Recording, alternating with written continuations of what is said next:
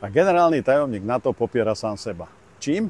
No svojím vlastným výrokom predchádzajúcich dní, ktorom, parafrázujem, povedal, že je potrebné, aby členské krajiny sa zamysleli nad možnosťou, aby dodávané zbrane na Ukrajinu mohla Ukrajina používať na ciele na ruskom území.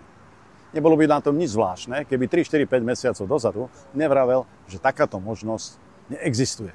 Čiže usvedčil sám seba z klamstva a potvrdil, že Severoatlantická aliancia, tak ako sa konštatuje v rôznych materiáloch a vystúpeniach rôznych analytikov, alternatívy, je jednoznačne v konflikte medzi Ukrajinou a Ruskou zaangažovaná.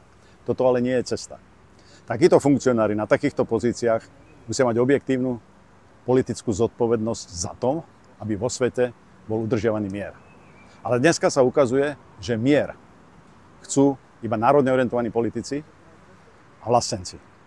Tí ľudia, ktorí vedia, že vojna znamená, a takéto výroky znamenajú eskaláciu konfliktu a nedeeskaláciu. Európa, Slovensko potrebuje deeskaláciu, hľadať možnosti riešenia. A na to sú tam takíto funkcionári na takýchto pozíciách.